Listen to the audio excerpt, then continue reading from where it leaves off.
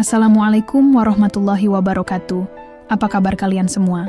Semoga kalian dalam keadaan sehat, dilancarkan rezekinya, dan dimudahkan segala urusannya, dan penuh dengan kebahagiaan. Sebelum masuk ke cerita, jangan lupa bantu like, komen, dan subscribe ya.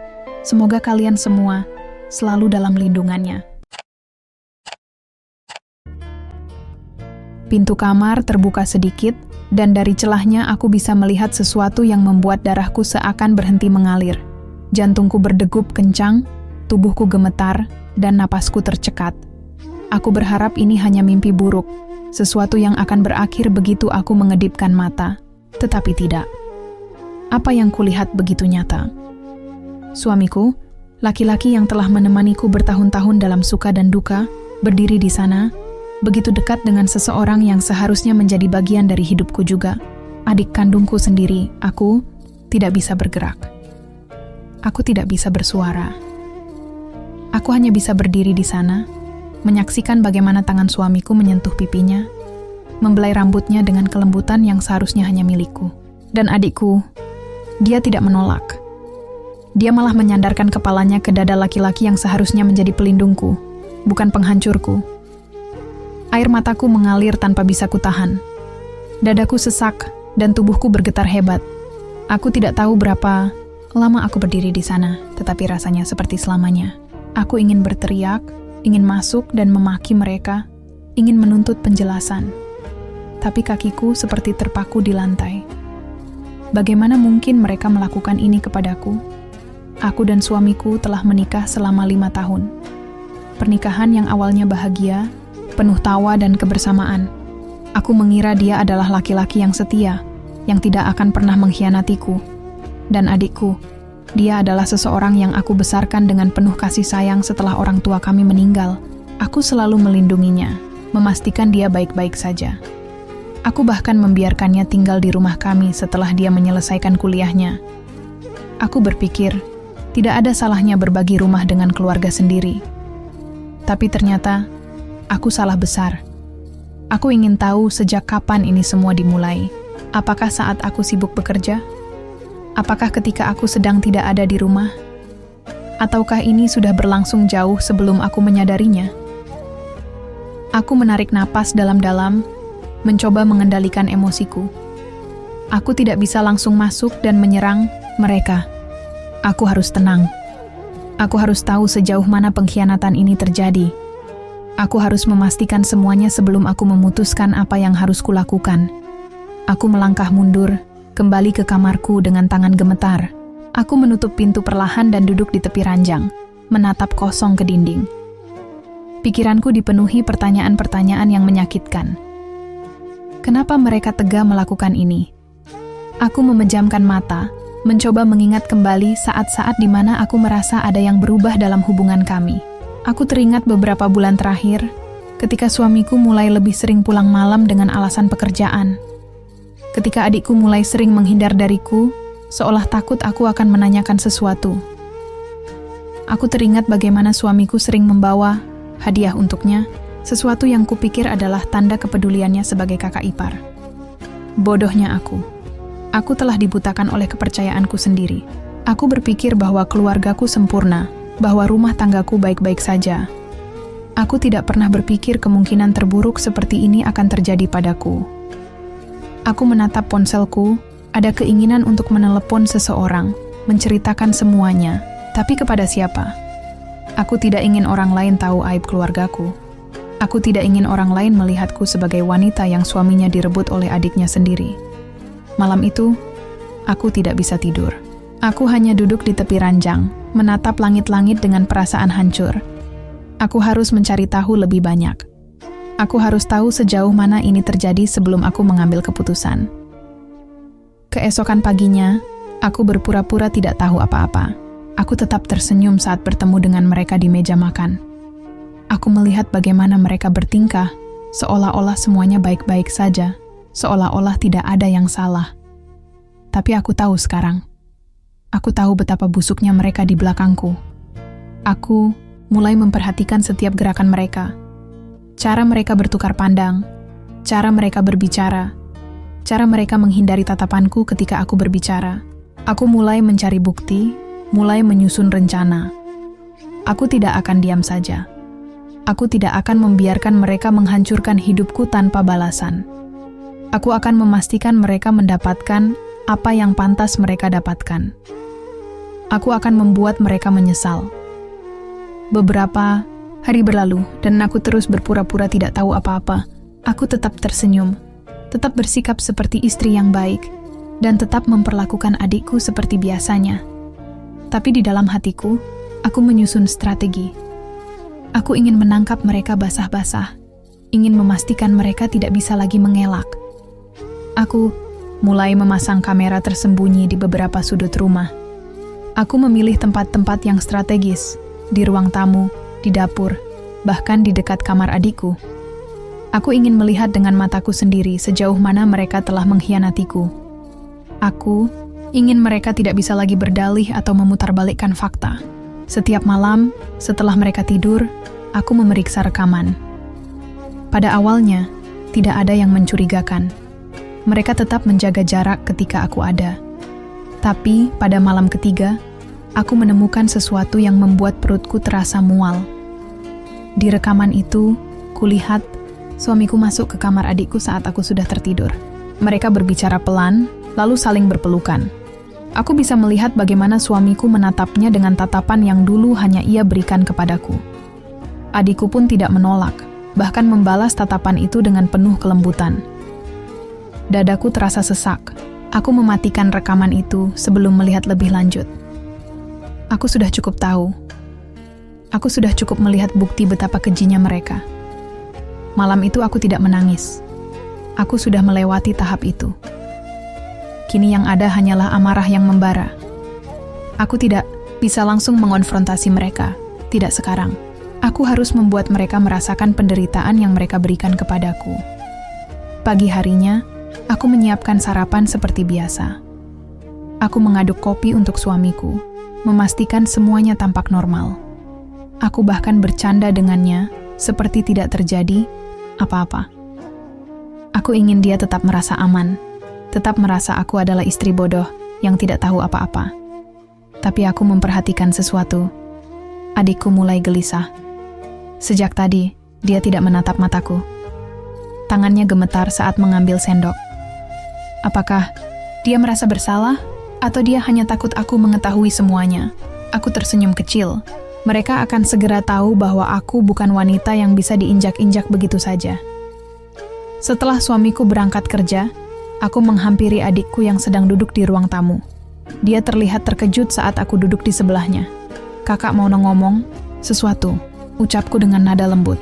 Dia menelan ludah. Apa, Kak? Aku menatap matanya, mencoba membaca pikirannya. Aku sayang sama kamu. Kamu tahu itu, kan? Dia mengangguk pelan. Aku selalu menganggap kamu seperti anakku sendiri. Aku ingin kamu bahagia. Aku ingin kamu mendapatkan yang terbaik dalam hidup. Lanjutku. Tetap dengan senyum di bibir. Adikku masih diam. Wajahnya tegang. Tapi aku akan sangat kecewa kalau orang yang aku sayang justru menusukku dari belakang. Mendengar itu, dia langsung pucat. Matanya membesar, bibirnya bergetar. Aku bisa melihat ketakutan di wajahnya, sesuatu yang semakin meyakinkanku bahwa dia memang bersalah. Apa maksud kakak? Tanyanya dengan suara nyaris berbisik. Aku tersenyum sinis. Kamu lebih tahu daripada aku. Dia langsung berdiri, seolah ingin menghindari percakapan ini. Aku harus pergi, Kak. Ada janji dengan teman. Aku tidak menghentikannya. Aku hanya menatap punggungnya yang gemetar saat dia melangkah pergi. Aku tahu dia takut. Itu bagus. Dia harus tahu bahwa aku bukan orang yang bisa dikhianati tanpa konsekuensi. Malamnya, aku duduk di tepi tempat tidur sambil memegang ponselku. Aku sudah mengunduh rekaman dari kamera tersembunyi dan menyimpannya dengan aman. Aku siap menggunakannya kapan saja. Saat suamiku pulang, aku memperhatikannya dengan saksama. Dia tidak tahu apa yang sudah kutahu. Dia masih bersikap seolah-olah semuanya baik-baik saja. Aku tersenyum kepadanya, lalu mendekat.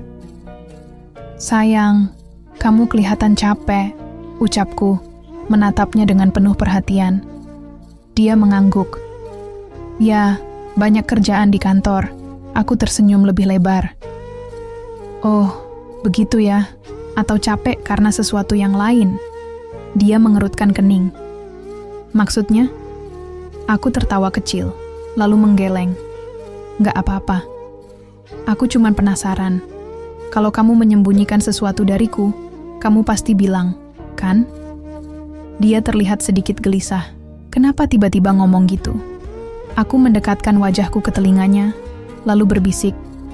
Karena aku tahu segalanya. Dia langsung kaku. Wajahnya berubah pucat. Aku mundur selangkah, menatap matanya yang penuh kebingungan.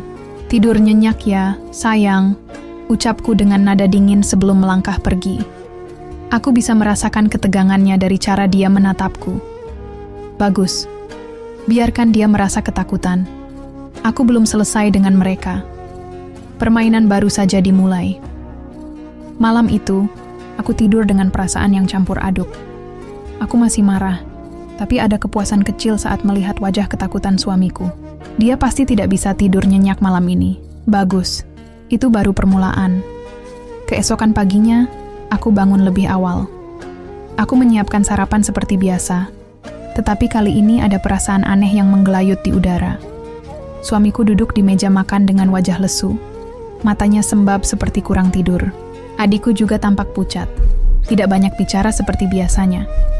Aku menikmati melihat mereka dalam keadaan seperti ini. Kenapa kalian diam saja? Tanyaku dengan nada ceria, seolah tidak terjadi apa-apa. Suamiku tersenyum tipis, mencoba bersikap normal. Nggak apa-apa, cuma kurang tidur. Aku mengangguk. Oh, begitu. Pasti banyak yang dipikirkan ya. Aku melihat bagaimana matanya berkedip cepat, seperti sedang mencoba membaca maksud dari perkataanku. Adikku menunduk, memainkan sendok. Di tangannya, aku menikmati ini, menonton mereka ketakutan. Saat sarapan hampir selesai, aku menatap adikku dengan tatapan yang sengaja kubuat penuh makna. Kamu nggak ada janji sama teman lagi hari ini? Dia tersentak lalu menggeleng. Enggak, Kak. Aku di rumah aja. Bagus, ujarku singkat. Setelah suamiku pergi bekerja, aku menghampiri adikku yang sedang duduk di ruang tamu. Dia tampak resah, tidak bisa diam. Aku mau ngomong sama kamu, kataku serius. Dia menelan ludah, jelas terlihat gugup. Tentang apa, Kak? Aku menatapnya dalam-dalam. Sejak kapan? Dia mengerutkan kening, berpura-pura tidak mengerti. Apa maksud kakak? Aku mendekat, suaraku lebih tajam. Sejak kapan kamu menjalin hubungan dengan suamiku? Matanya membesar. Dia langsung berdiri, wajahnya pucat pasi. Kak, aku nggak tahu kakak ngomong apa. Plak! Tanganku melayang ke pipinya sebelum dia sempat menyelesaikan kalimatnya. Dia terdiam, memegangi pipinya yang memerah. Air mata mulai menggenang di matanya. Kamu pikir aku bodoh? Suaraku bergetar karena marah. Aku sudah lihat semuanya. Aku punya bukti. Jadi jangan coba-coba bohong. Adikku mulai menangis. Kak, aku sudah membesarkan kamu. Aku sudah memberikan semuanya untuk kamu. Tapi ini yang kamu lakukan kepadaku. Dia terisak, tetapi aku tidak peduli. Aku ingin dia merasakan sakit yang selama ini aku rasakan. Aku menatapnya dengan penuh kebencian. Pergi dari rumah ini, dia menggeleng cepat. Kak, tolong dengarkan aku dulu. Aku nggak bermaksud. Apa? Nggak bermaksud? Jadi semua yang aku lihat itu cuma kebetulan? Aku tertawa sinis. Jangan pura-pura bodoh. Kamu pikir aku akan memaafkan kamu setelah semua ini? Dia terdiam, tangisnya semakin kencang. Aku menarik napas panjang, mencoba mengendalikan amarahku. Aku kasih kamu waktu 1 jam. Kemas barang-barangmu dan keluar dari rumah ini. Kak, tolong. Aku menunjuk ke arah tangga. Sekarang. Dia masih mencoba berbicara, tetapi aku tidak mendengarkannya lagi.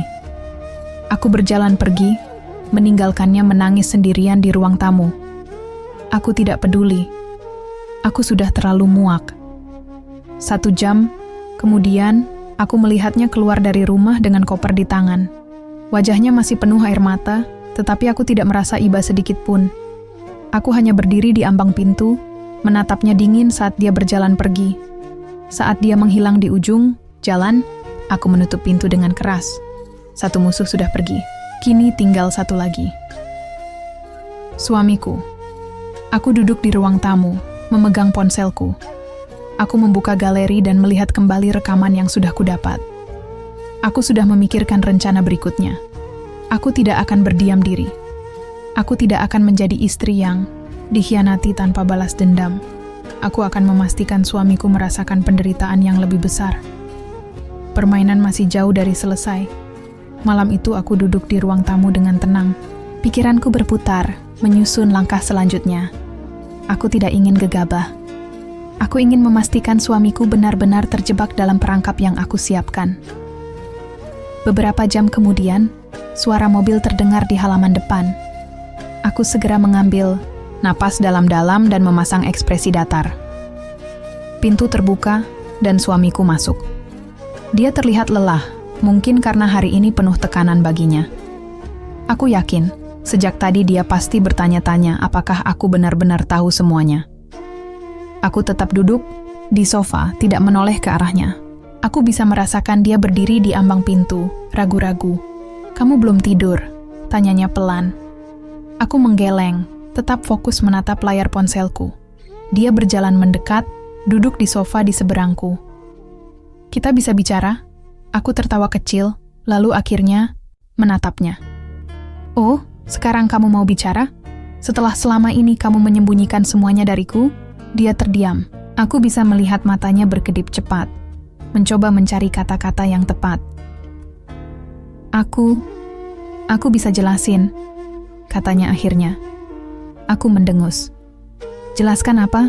Jelaskan bagaimana kamu tidur dengan adik kandungku? Jelaskan sejak kapan kamu mengkhianati aku? Jelaskan bagaimana kamu memanfaatkan kebaikanku untuk berselingkuh di dalam rumah ini." Dia menunduk. Tangannya mengepal di atas lututnya.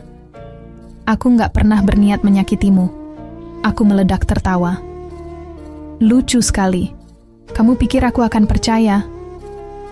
Dia menutup wajahnya dengan kedua tangan. Aku tahu dia sedang panik, sedang mencari cara untuk menyelamatkan dirinya sendiri. Aku melempar ponselku ke atas meja, tepat di hadapannya.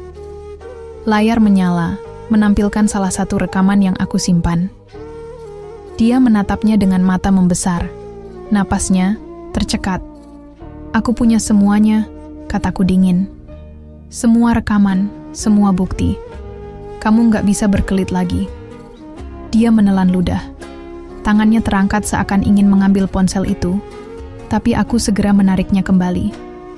"Kamu mau tahu apa yang akan aku lakukan dengan ini?" Lanjutku. Dia menatapku, wajahnya penuh ketakutan. "Aku bisa melaporkanmu sekarang juga. Aku bisa mengirimkan semua rekaman ini ke keluarga kita, ke teman-temanmu, ke kantor tempat kamu bekerja. Aku bisa membuat hidupmu hancur dalam hitungan detik."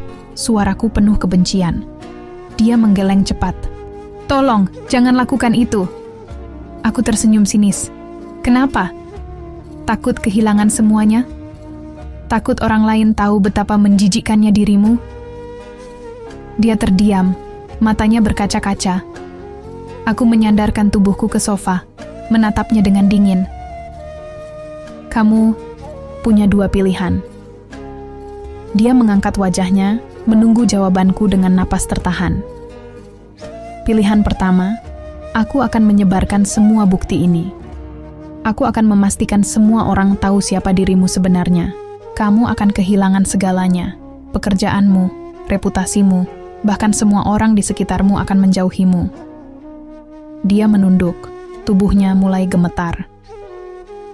"Pilihan kedua," lanjutku, "kamu angkat kaki dari rumah ini, sekarang juga, tanpa membawa apapun, tanpa menoleh ke belakang."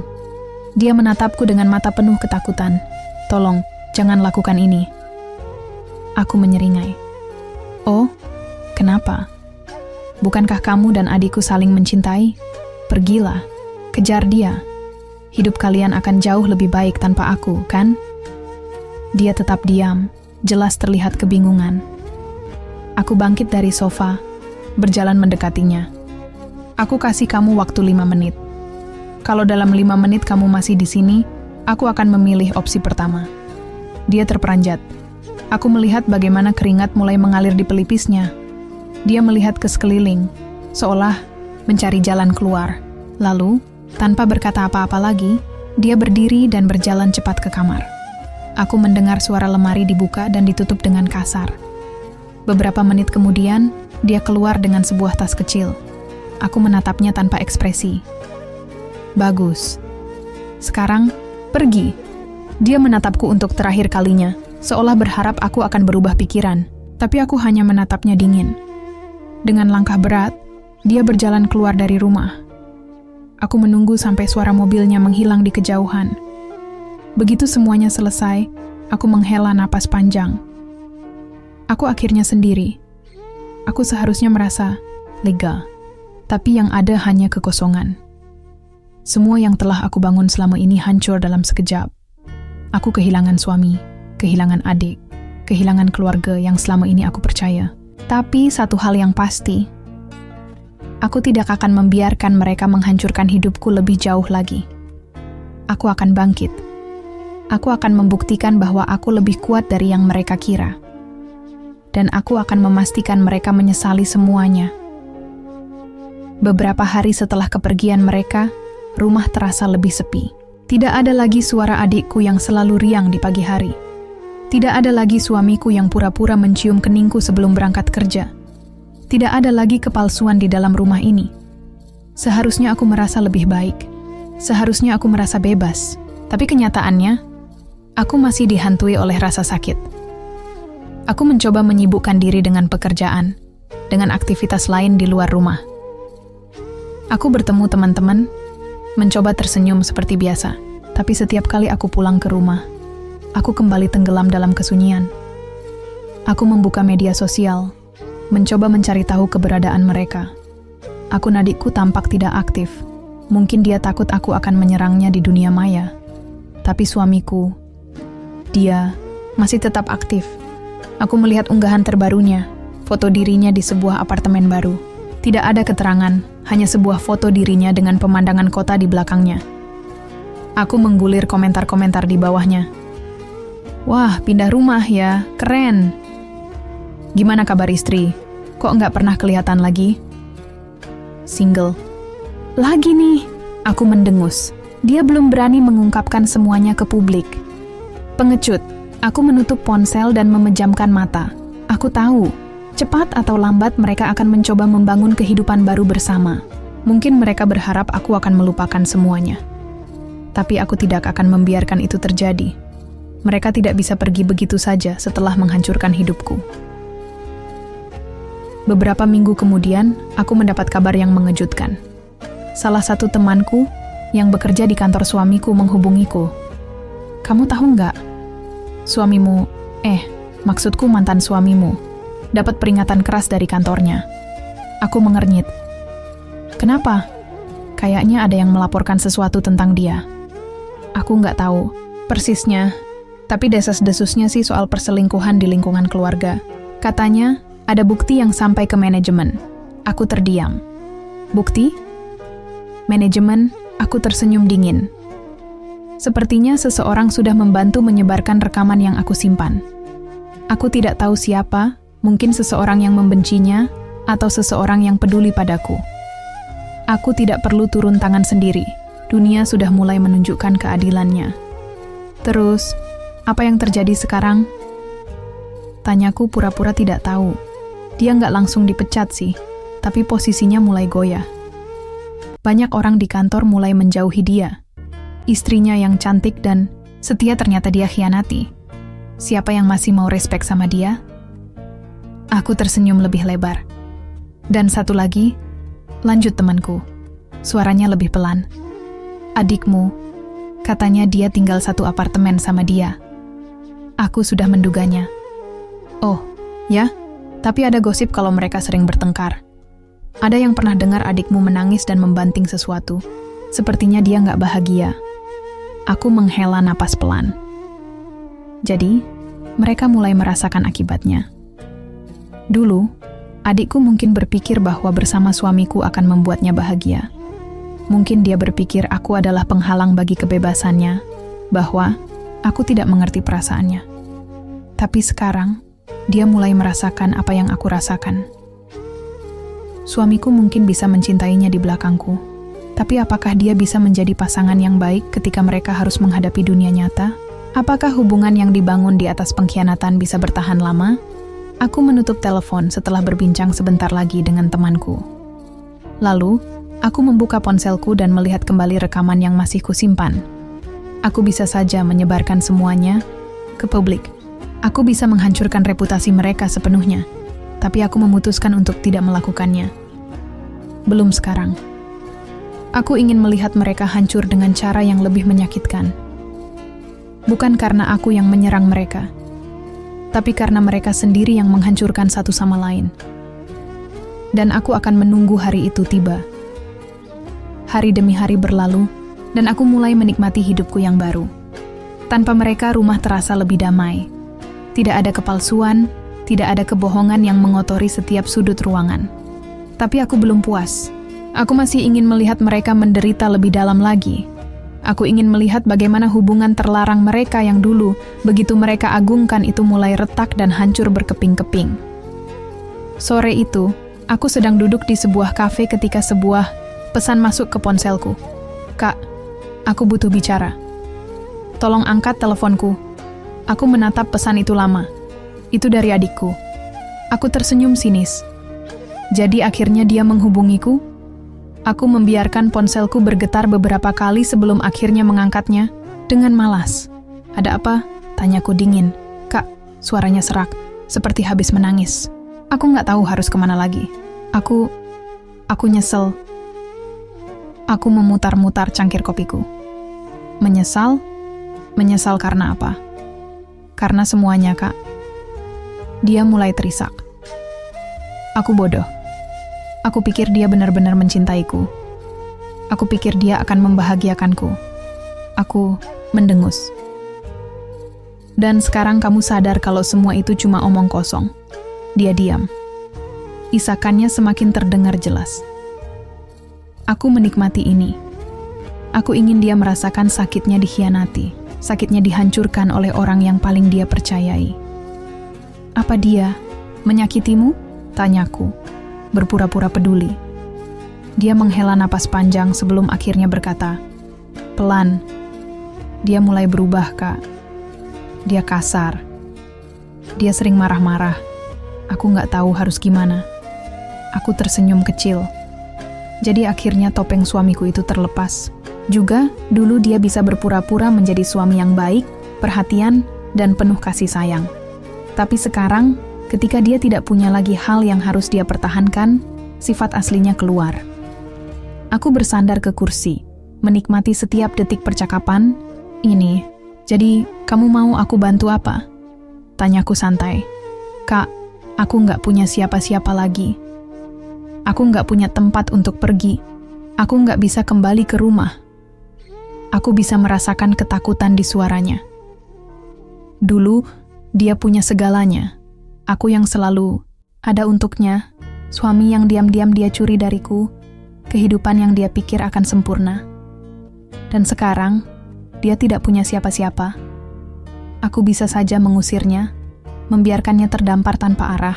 Tapi tidak, aku ingin bermain sedikit lebih lama. "Baiklah," kataku akhirnya. "Datanglah ke rumah." Dia terdiam.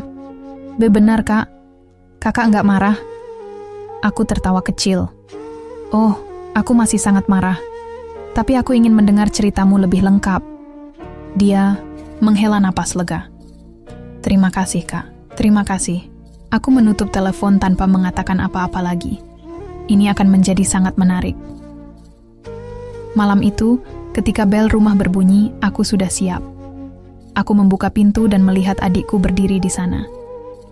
Wajahnya pucat, matanya sembab, rambutnya berantakan.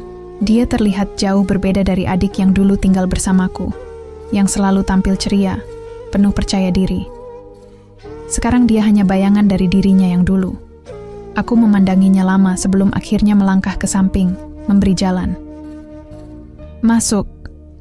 Dia masuk dengan ragu-ragu, seolah tidak percaya aku benar-benar membiarkannya kembali ke rumah ini. Begitu dia duduk di sofa, aku menyilangkan tangan. Jelaskan semuanya. Dia menarik napas dalam-dalam, lalu mulai bercerita. Bagaimana suamiku awalnya begitu manis padanya. Bagaimana dia berpikir bahwa dia telah menemukan cinta sejatinya.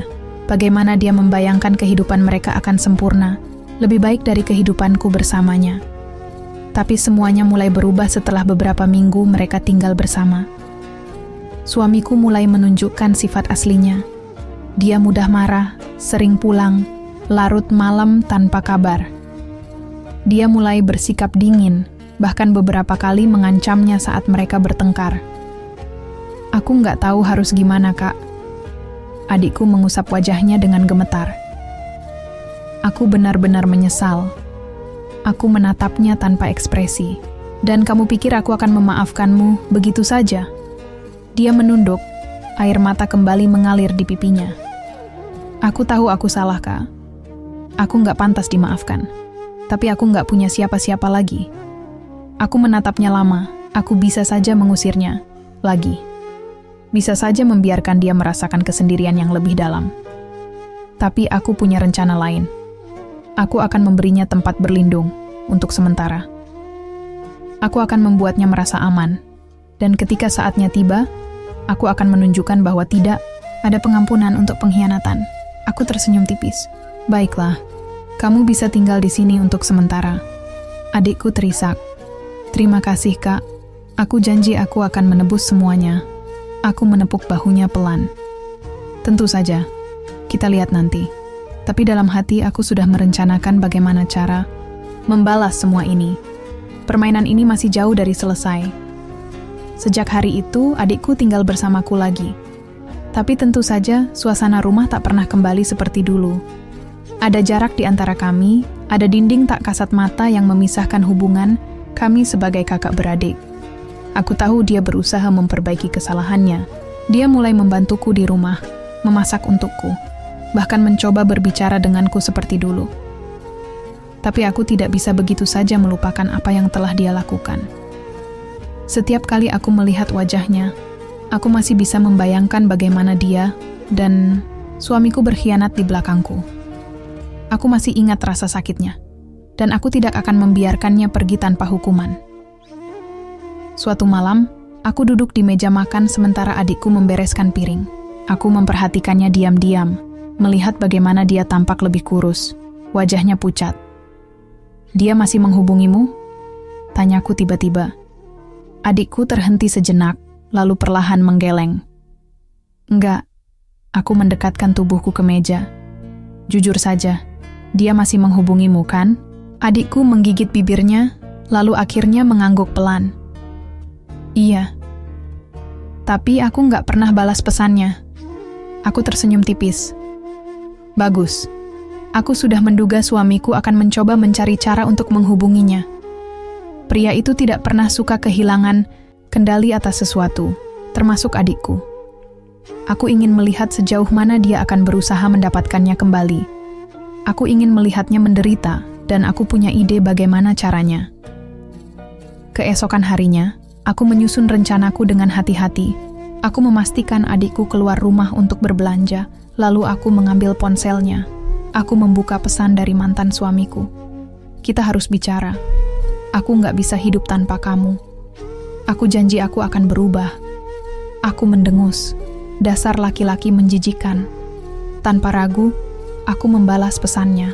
Aku juga kangen kamu. Aku ingin bertemu. Tak butuh waktu lama sebelum dia membalas dengan penuh semangat. Kapan? Di mana? Aku mengetik dengan hati-hati.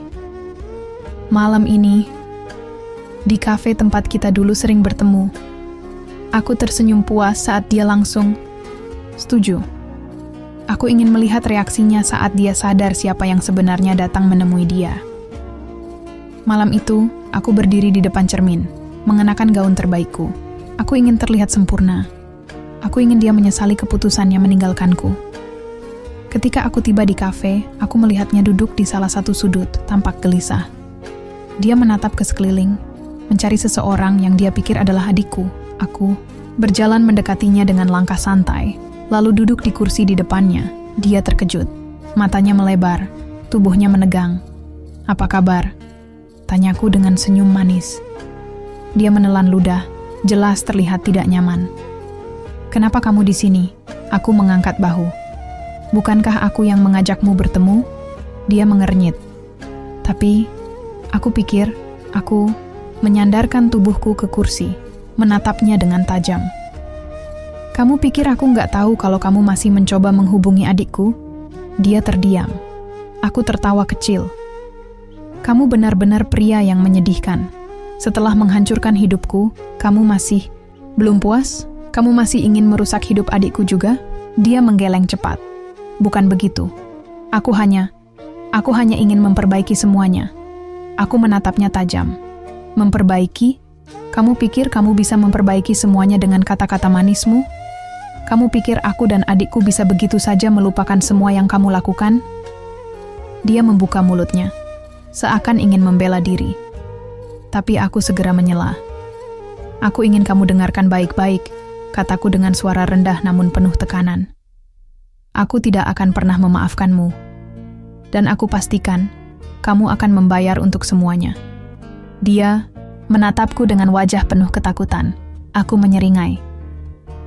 "Kamu mungkin berpikir aku sudah selesai denganmu. Tapi percayalah, permainan ini baru saja dimulai." Aku mengambil ponselku, menunjukkan sesuatu padanya. Sebuah rekaman suara. Di dalamnya, terdengar suara suamiku berbicara dengan seseorang di telepon, membicarakan betapa dia hanya memanfaatkan adikku untuk kepuasan pribadinya. Aku melihat bagaimana wajahnya langsung pucat. "Aku punya lebih banyak bukti dari yang kamu kira," kataku pelan. "Dan jika aku mau, aku bisa menghancurkan sisa hidupmu dalam sekejap." Dia menelan ludah, jelas terlihat panik. "Apa yang kamu mau?" Aku tersenyum. "Aku mau kamu merasakan apa yang aku rasakan. Aku mau kamu kehilangan semuanya. Seperti aku dulu kehilangan segalanya karena kamu." Dia terdiam, matanya penuh ketakutan. Aku berdiri, menatapnya untuk terakhir kali. "Nikmati sisa hidupmu. Karena aku akan memastikan kamu tidak akan pernah bisa bahagia lagi." Lalu aku berbalik, meninggalkannya di sana. Aku tidak tahu apakah dia akan mencoba melawan. Tapi satu hal yang pasti, aku tidak akan membiarkannya lolos begitu saja. Dan ini baru permulaan. Setelah pertemuan itu, aku merasa lebih puas dari sebelumnya. Melihat wajahnya yang penuh ketakutan, mendengar suaranya yang penuh kepanikan, itu semua adalah balasan kecil atas semua penderitaan yang dia berikan padaku. Namun, aku tahu permainan ini belum selesai. Beberapa hari kemudian, adikku mulai menyadari ada yang aneh.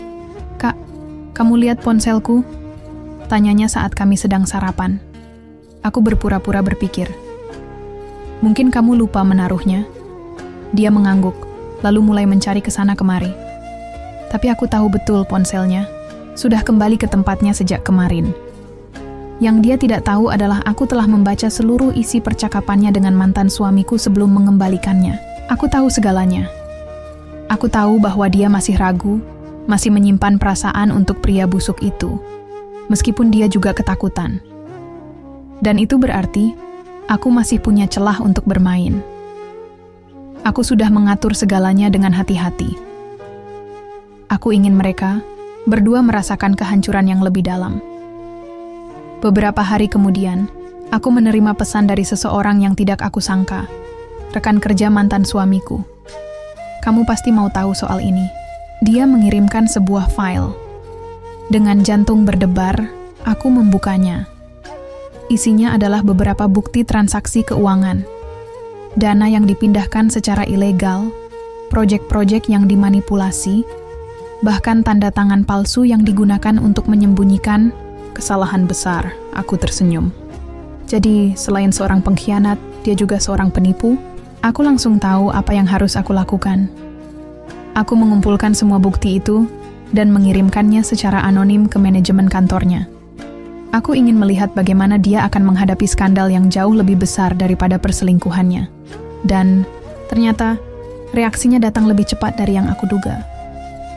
2 hari kemudian, aku mendapat kabar bahwa dia telah diberhentikan dari pekerjaannya. Rumor di kantornya mulai menyebar tentang bagaimana dia tidak hanya menghancurkan rumah tangganya sendiri, tetapi juga menghancurkan reputasinya sebagai profesional. Aku juga mendengar bahwa dia mulai mengalami kesulitan keuangan. Apartemen mewah yang dia tinggali bersama adikku tidak bisa lagi dia bayar. Mobil yang selalu dia banggakan disita. Aku bisa membayangkan bagaimana paniknya dia. Aku bisa membayangkan bagaimana dia mulai menyalahkan semua orang, termasuk adikku. Dan aku tahu, ini hanya awal dari kejatuhannya. Malam itu, aku sedang duduk di ruang tamu ketika adikku masuk dengan wajah tegang. "Kak, dia menghubungiku lagi," katanya pelan. Aku pura-pura terkejut. "Oh ya?" Dia menggigit bibirnya, lalu menghela napas. Dia bilang dia kehilangan segalanya. Dia bilang hanya aku yang dia punya. Aku mengangkat alis. Lalu, adikku menunduk. Aku nggak tahu, Kak. Aku bingung. Dia memang jahat, tapi aku juga nggak tega melihatnya seperti ini. Aku menahan tawa. Tentu saja, dia masih terjebak dalam kebodohannya. Masih berharap ada sesuatu yang bisa dia selamatkan dari hubungan. Aku menghela napas panjang, berpura-pura berpikir. Lalu, aku berkata dengan suara lembut, "Kalau kamu benar-benar ingin menolongnya, kenapa tidak menemuinya?" Dia menatapku ragu. "Kakak nggak marah?" Aku tersenyum. "Aku hanya ingin kamu membuat keputusanmu sendiri." Dia tampak berpikir lama, lalu akhirnya mengangguk. Aku tahu dia akan pergi menemuinya, dan aku sudah menyiapkan segalanya. Malam itu, aku mengikuti adikku diam-diam. Aku melihatnya tiba di sebuah tempat sepi, sebuah apartemen kecil yang jauh dari kemewahan yang dulu mereka tinggali. Aku berdiri di kejauhan, mengamati. Aku melihatnya mengetuk pintu. Aku melihat mantan suamiku membukakan pintu dengan wajah lelah dan penuh frustasi. Aku melihat mereka mulai berbicara, lalu adikku menangis. Aku bisa membayangkan percakapan mereka. Mantan suamiku pasti merayunya, memohon belas kasihan. Mungkin dia berjanji akan berubah. Mungkin dia mengucapkan kata-kata manis yang dulu juga dia ucapkan padaku. Tapi aku tahu semua itu bohong. Dan aku tahu, adikku akan terjebak lagi jika aku tidak melakukan sesuatu. Saat itulah aku mengeluarkan ponselku dan mengirimkan pesan yang telah aku siapkan sebelumnya. Aku tahu apa yang kamu lakukan. Dan aku akan pastikan ini menjadi akhir bagi kalian berdua. Aku melihat mantan suamiku mengambil ponselnya. Aku melihat ekspresinya berubah drastis. Dia segera melihat keluar jendela, matanya mencari-cari. Aku hanya berdiri di kegelapan, tersenyum. Dia tahu aku ada di luar sana. Dia tahu aku sedang mengawasinya. Dan untuk pertama kalinya, dia tahu bahwa dia tidak akan pernah bisa lepas dariku. Permainan ini masih belum selesai. Aku baru saja memulainya. Malam itu, aku pulang dengan hati penuh kepuasan. Aku bisa membayangkan bagaimana mantan suamiku merasa terjebak, ketakutan, dan semakin terpuruk dalam kehancuran yang aku ciptakan. Tapi ini belum puncaknya. Aku ingin memastikan dia benar-benar kehilangan segalanya, termasuk satu-satunya harapan yang masih dia pegang, adikku. Keesokan paginya, adikku tampak gelisah. Dia mondar-mandir di ruang tamu, menatap layar ponselnya dengan wajah cemas. Aku tahu dia pasti memikirkan pertemuannya dengan mantan suamiku semalam. "Ada apa?" Tanyaku, pura-pura tidak tahu. Dia menoleh padaku, ragu-ragu sebelum akhirnya menghela napas. Dia bilang dia takut, Kak. Dia bilang ada seseorang yang mengancamnya. Aku pura-pura terkejut. "Mengancam?" Adikku mengangguk. "Iya, dia nggak bilang siapa, tapi dia benar-benar panik. Aku takut sesuatu akan terjadi padanya." Aku menahan tawa yang hampir keluar. Jadi dia benar-benar ketakutan, ya? Bagus. Itu berarti pesan yang aku kirimkan sudah bekerja dengan baik. Menurutmu siapa yang bisa melakukan itu? Tanyaku, mencoba melihat reaksinya. Adikku menggigit bibirnya, lalu menggeleng. Aku nggak tahu, Kak. Tapi, aku pikir aku harus membantunya. Aku langsung mendengus. Membantu? Setelah semua yang dia lakukan padamu? Adikku menunduk. Aku tahu dia salah, Kak. Tapi aku nggak bisa membiarkannya begitu saja. Aku juga ikut salah dalam semua ini. Aku menghela napas panjang, lalu pura-pura menyerah. Baiklah, kalau kamu merasa itu yang harus kamu lakukan, lakukanlah. Tapi ingat, jangan sampai dia memanfaatkanmu lagi. Adikku tersenyum kecil, seolah merasa lega karena aku tidak menentangnya. Terima kasih, Kak. Aku tersenyum tipis. Sama-sama. Dalam hati, aku tahu ini akan menjadi lebih mudah dari yang aku kira. Aku hanya perlu satu langkah lagi untuk membuatnya benar-benar kehilangan segalanya. Malam itu, aku kembali menghubungi rekan kerja mantan suamiku yang sebelumnya mengirimiku bukti kecurangannya. Aku ingin lebih dari ini. Aku ingin bukti yang bisa menghancurkannya selamanya.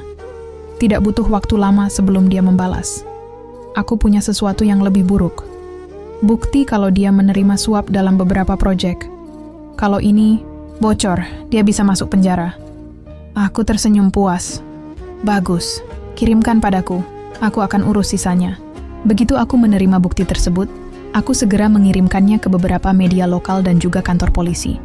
Aku ingin memastikan bahwa ini akan menjadi pukulan terakhir baginya. Dan aku tidak perlu menunggu lama. 2 hari kemudian, berita itu mulai tersebar. Mantan suamiku menjadi pusat perhatian, bukan hanya karena skandal perselingkuhannya, tapi juga karena kasus hukum yang baru saja menjeratnya. Polisi mulai menyelidiki, dan aku tahu bahwa ini akan berakhir dengan satu kemungkinan, penjara.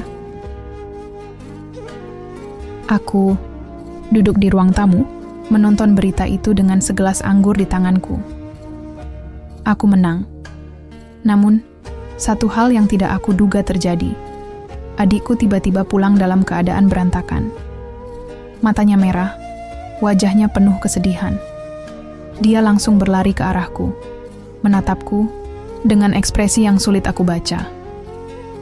"Kak," suaranya gemetar. "Kamu tahu tentang ini, kan?" Aku meletakkan gelas anggurku, berpura-pura bingung. "Tentang apa?" Dia menelan ludah, lalu menunjukkan layar ponselnya. Itu adalah berita tentang penangkapan mantan suamiku. "Aku tahu ini bukan kebetulan," katanya dengan suara penuh tuduhan. "Aku tahu ada seseorang yang mengatur semua ini." Aku menatapnya tanpa ekspresi. "Aku yang mengaturnya," kataku akhirnya, tanpa rasa bersalah sedikit pun. Wajah adikku langsung pucat. "Kakak, kenapa?" Aku berdiri perlahan, mendekatinya. Karena dia pantas mendapatkannya. Karena aku ingin dia kehilangan segalanya, sama seperti aku dulu kehilangan semuanya karena dia. Adikku menggeleng, air mata mengalir di pipinya. "Tapi, dia manusia, Kak. Dia bisa berubah." Aku mendengus sinis. "Berubah? Kamu pikir pria seperti dia bisa berubah? Jangan bodoh. Dia hanya akan melakukannya lagi jika diberi kesempatan." "Tapi ini terlalu kejam." Suaranya semakin lirih. "Dia bisa masuk penjara seumur hidup, Kak." Aku menatapnya tajam. "Dan itu salahnya sendiri." Adikku terdiam. Aku bisa melihat pertentangan dalam dirinya. Sebagian dari dirinya masih ingin membela pria itu. Tapi sebagian lagi tahu bahwa aku benar. Aku menyentuh bahunya pelan. "Aku melakukan ini bukan hanya untukku, tapi juga untukmu. Supaya kamu tidak lagi terjebak dalam ilusi yang dia ciptakan." Dia menunduk, menangis dalam diam. Aku membiarkannya. Dia harus memahami bahwa tidak ada belas kasihan bagi para pengkhianat. Dan sekarang, aku bisa benar-benar menikmati kemenangan ini. Permainan ini telah berakhir dan aku adalah pemenangnya. Setelah hari itu, hubungan kami tak lagi sama. Adikku semakin menjauh dariku. Dia tidak lagi banyak bicara seperti dulu. Tidak lagi tersenyum saat kami berbagi sarapan. Tidak lagi memelukku sebelum tidur. Aku bisa melihat kesedihan di matanya. Setiap kali dia menatapku, seakan dia melihat seseorang yang tidak lagi dia kenali. Tapi aku tidak peduli. Aku sudah mendapatkan apa yang aku inginkan. Mantan suamiku akhirnya dijatuhi hukuman 15 tahun penjara karena kasus korupsi dan penipuan. Semua asetnya disita, semua teman-temannya meninggalkannya, dan semua orang memandangnya dengan jijik. Tidak ada lagi jalan keluar untuknya. Dia mengirimku surat dari penjara. Aku hanya tersenyum sinis saat membacanya. Aku tahu ini semua perbuatanmu, tapi percayalah, aku akan keluar dari sini suatu hari nanti, dan aku tidak akan membiarkanmu menang. Aku meremas kertas itu dan melemparkannya ke tempat sampah. Pria itu tidak akan pernah keluar. Aku pastikan itu. Namun, sesuatu yang tidak aku duga terjadi. Adikku pergi. Dia meninggalkan rumah tanpa sepatah kata pun. Hanya sebuah catatan kecil yang dia tinggalkan di meja makan. Kak, aku tidak bisa tinggal di sini lagi. Aku tidak bisa hidup dengan semua ini. Aku ingin mencari jalan hidupku sendiri. Tolong jangan cari aku. Aku menatap tulisan tangannya yang rapih, namun penuh luka. Aku ingin marah. Aku ingin berteriak dan memakinya karena meninggalkanku setelah semua yang aku lakukan untuknya. Tapi aku hanya duduk di kursi itu, terdiam dalam kesunyian. Untuk pertama kalinya dalam hidupku, aku merasa benar-benar sendirian. Aku telah menghancurkan pria yang mengkhianatiku. Aku telah membalas dendam atas rasa sakitku. Aku telah mendapatkan kemenangan yang aku dambakan. Tapi pada akhirnya, aku juga kehilangan segalanya. Aku kehilangan rumah tanggaku. Aku kehilangan suamiku, meski dia pantas mendapatkannya. Dan kini, aku kehilangan satu-satunya keluarga yang aku miliki. Aku tidak pernah berpikir bahwa akhirnya akan seperti ini. Aku pikir aku akan merasa puas. Aku pikir aku akan merasa bahagia. Tapi yang tersisa hanyalah kekosongan. Aku menatap jendela, melihat langit yang mulai gelap. Aku menang. Tapi kenapa kemenangan ini terasa begitu menyakitkan? Aku menunduk, menggenggam catatan kecil itu erat-erat. Aku tidak tahu berapa lama aku duduk di sana. Tapi untuk pertama kalinya dalam hidupku, aku bertanya pada diriku sendiri hari-hari, setelah kepergian adikku terasa hampa. Rumah ini terlalu sunyi, tak ada lagi suara langkah kaki kecilnya di pagi hari. Tak ada lagi pertanyaan-pertanyaan cerobohnya yang dulu selalu membuatku kesal. Tak ada lagi tawa yang memenuhi ruang-ruang kosong ini. Aku seharusnya merasa lega. Aku sudah menyingkirkan orang-orang yang mengkhianatiku. Tapi, semakin aku duduk dalam kesunyian ini, semakin aku merasa seperti ada sesuatu yang hilang. Aku mencoba menjalani hari-hariku seperti biasa. Bangun pagi, bekerja, pulang, lalu tidur. Tapi di setiap sudut rumah ini, ada bayangannya. Aku melihatnya di meja makan, mengadu kopinya sambil mengeluh tentang pekerjaannya. Aku mendengar tawanya dari kamar sebelah saat dia menonton film favoritnya. Aku membenci ini. Aku tidak suka perasaan ini. Beberapa bulan berlalu. Aku mencoba mencari tahu di mana adikku berada, tapi dia benar-benar menghilang. Aku tidak menemukan jejaknya di media sosial. Tidak ada kontak yang bisa dihubungi. Seolah-olah dia ingin aku benar-benar tidak bisa menemukannya. Namun, pada suatu hari, aku menerima sebuah pesan tak terduga. Nomor tidak dikenal. Kakak, aku baik-baik saja. Jangan cari aku. Tanganku gemetar saat membaca pesan itu. Itu jelas dari adikku. Aku mengetik balasan dengan cepat. Aku, di mana kamu? Pulanglah. Pesan itu hanya dibaca tanpa ada balasan. Aku menunggu sepanjang malam, berharap dia akan merespon, tapi tidak ada. Dan itu semakin membuatku gila. Aku mulai terobsesi mencarinya. Aku menghubungi semua teman-temannya, mencari jejak dimanapun dia mungkin pernah tinggal. Aku bahkan mencoba melaporkan ke polisi. Tapi mereka bilang bahwa dia sudah dewasa, dan kepergiannya bukan kasus kriminal. Aku merasa seperti dihantui. Setiap malam, aku bermimpi tentang dia. Aku melihatnya berdiri di depanku, menatapku dengan mata penuh kesedihan. Kak, kenapa kamu melakukan ini? Aku terbangun dengan napas memburu, Keringat dingin mengalir di pelipisku. Aku benci ini. Aku benci bahwa aku mulai meragukan semua keputusanku. Sampai suatu hari, aku menemukan sesuatu yang mengubah segalanya. Sebuah surat tersembunyi di dalam laci meja kerja adikku. Dengan jantung berdebar, aku membuka kertas itu dan mulai membaca. Kak, aku tahu suatu hari kamu akan menemukannya. Aku menulis ini bukan untuk membela diriku sendiri, tapi untuk mengatakan yang sebenarnya. Aku memang mencintainya. Aku tahu itu salah. Aku tahu aku telah menyakitimu dengan cara yang tak termaafkan. Tapi aku tidak bisa mengendalikan perasaanku. Aku bukan korban di sini. Aku juga pelaku. Aku ingin membencinya setelah semuanya terungkap. Aku ingin melupakan semua yang pernah terjadi. Tapi aku tidak bisa, Kak. Aku mencoba, sungguh. Tapi semakin aku menjauh, semakin aku sadar bahwa perasaanku tidak bisa dihapus begitu saja. Tapi aku juga sadar, aku tidak bisa kembali. Kak, aku mencintaimu. Aku selalu melihatmu sebagai seseorang yang kuat, seseorang yang tidak bisa dihancurkan oleh apapun. Tapi aku juga tahu bahwa di balik semua itu, ada hati yang tersakiti. Aku menyesal. Aku benar-benar menyesal. Tapi aku tahu, aku tidak bisa tinggal di sampingmu lagi. Aku hanya ingin kamu tahu bahwa aku tidak pernah ingin menjadi musuhmu. Aku harap, suatu hari nanti, kamu bisa menemukan kebahagiaan yang tidak berasal dari membalas dendam. Karena aku sudah lelah hidup dalam bayang-bayang kesalahan ini. Tanganku bergetar saat aku menyelesaikan surat itu. Mataku terasa panas. Aku menggenggam kertas itu erat-erat, seolah-olah itu satu-satunya hal yang bisa menghubungkanku dengannya. Untuk pertama kalinya sejak semuanya dimulai, aku menangis. Aku tidak tahu apakah itu tangisan karena marah, sedih, atau menyesal. Aku hanya tahu bahwa untuk pertama kalinya, aku merasa seperti orang yang kalah. Aku tidak hanya kehilangan suamiku.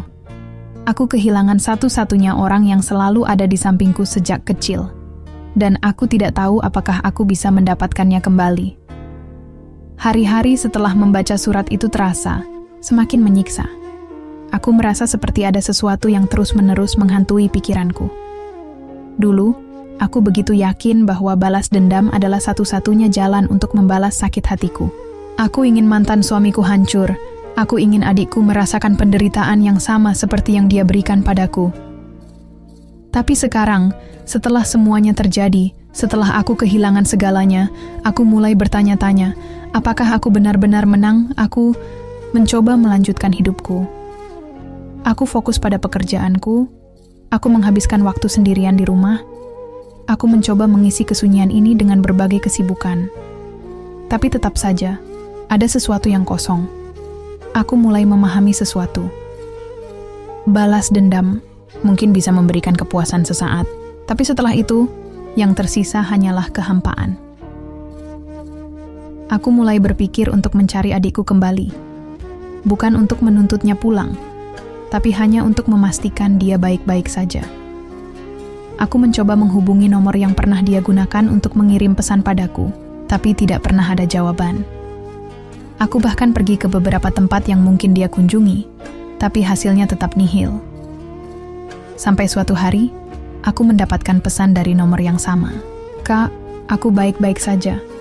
Jangan mencariku lagi. Aku tidak bisa menahan diri untuk membalas. Aku tidak ingin bertengkar lagi. Aku hanya ingin bertemu. Pesanku hanya dibaca tanpa balasan. Aku menunggu selama berhari-hari, berharap dia akan berubah pikiran. Aku bahkan mencoba mengirim beberapa pesan lagi, tapi semuanya tetap tidak direspons. Akhirnya, aku menyadari sesuatu yang menyakitkan. Adikku benar-benar telah pergi dari hidupku. Dan tidak peduli seberapa besar aku menginginkannya kembali, aku mungkin tidak akan pernah bisa memperbaiki hubungan kami. Waktu berlalu. Aku mencoba untuk berdamai dengan semuanya. Aku belajar menerima kenyataan bahwa ada hal-hal yang tidak bisa aku kembalikan. Tidak peduli seberapa besar aku menginginkannya. Aku mulai menjalani hidupku dengan lebih tenang. Aku berhenti mencari adikku. Aku berhenti menengok ke masa lalu. Aku berhenti berharap bahwa aku bisa memperbaiki sesuatu yang sudah hancur. Aku tidak tahu apakah suatu hari nanti aku akan bertemu dengannya lagi. Aku tidak tahu apakah dia bisa memaafkanku. Tapi satu hal yang aku tahu, aku tidak akan pernah bisa kembali ke diriku yang dulu. Dendam telah mengubahku, dan aku harus menerima akibat dari semua yang telah aku lakukan. Tapi setidaknya, aku masih bisa mencoba melanjutkan hidup. Dengan atau tanpa mereka.